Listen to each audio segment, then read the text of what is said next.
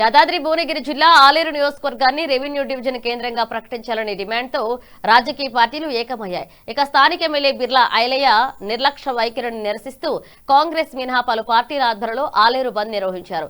BRS, BJP, వామపక్షాలు, ఇతర ప్రజా సంఘాల నాయకులు బస్టాండ్ చౌరస్తా, అంబేద్కర్ విగ్రహం వద్ద నిరసనలు చేపట్టి డివిజన్ ఏర్పాటుపై ప్రభుత్వం వెంటనే నిర్ణయం తీసుకోవాలని డిమాండ్ చేశారు. ఈ కార్యక్రమంలో డివిజన్ కేంద్ర సాధన కన్వీనర్ పసుపునూరి వీరేశం, కో కన్వీనర్ చెక్క వెంకటేష్, రాచకొండ జనార్దన్, వడ్డేమాన్ నరేందర్, పుట్టా మలేష్, మొరిగాడి శేఖర్, మరిగాడి రమేష్, తుంగా కుమార్ తదితరులు పాల్గొన్నారు. నమస్కారాలు.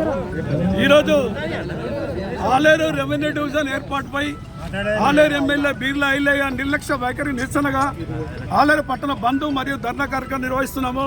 ఈ కార్యక్రమానికి చేసిన అన్ని పార్టీల నాయకులకు, వ్యాపార సంఘాలకు, పత్రికా విలేకరులకు అందరికీ పేరు పేరున నమస్కారాలు. అదేవిధంగా ఆలేరు పేరుకే అసెంబ్లీ. ఆలేరు అన్ని రంగాల్లో పూర్తిగా విఫలమైపోతుంది. ఆలేరు అభివృద్ధి జరగాలంటే రెవెన్యూ డివిజన్ ఏర్పాటు తప్ప వేరే అవకాశం లేదు. గత 5 సంవత్సరాల నుండి కూడా అఖిలపక్ష కమిటీ ఆధ్వర్యంలో ఎన్నో ఉద్యమాలు నిర్వహించడం జరిగింది. అలాగే దీని మీద స్పందించి గత రాష్ట్ర అసెంబ్లీ ఎన్నికల సందర్భంగా కాంగ్రెస్ పార్టీ అభ్యర్థి బిర్లా ఐలయ్య గారు మేము అధికారంలోకి వస్తే 100 రోజుల్లో రెవెన్యూ డివిజన్ ఏర్పాటు చేస్తామని చెప్పి ఎన్నికల మేనిఫెస్టోలో పెట్టడం జరిగింది. ఇదే క్రమంలో ఎన్నికల ప్రచార సభలో రేవంత్ రెడ్డి గారు, కోమటిరెడ్డి వెంకరెడ్డి గారు కూడా ఎన్నికల ప్రచార సభలో ప్రకటించడం జరిగింది. ఇదే క్రమంలో మన ఎమ్మెల్యే బిర్లా ఐలయ్య గారు మొన్న జరిగిన గ్రామ పంచాయతీ ఎన్నికల్లో, మున్సిపాలిటీ ఎన్నికల్లో కూడా ఈ అంశం వాడుకొని ఓట్లు దండుకోవడం తప్ప రెవెన్యూ డివిజన్ మీద అమలు మీద చిత్తశుద్ధి లేదని చెప్పి ఈ విషయాన్ని తీవ్రంగా ఖండిస్తున్నాం.